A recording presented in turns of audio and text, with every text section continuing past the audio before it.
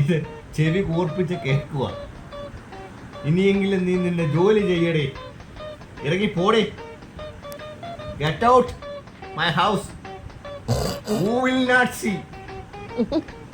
ഓ ഉച്ച ഇഷ്ടപ്പെട്ടില്ല നിനക്ക്.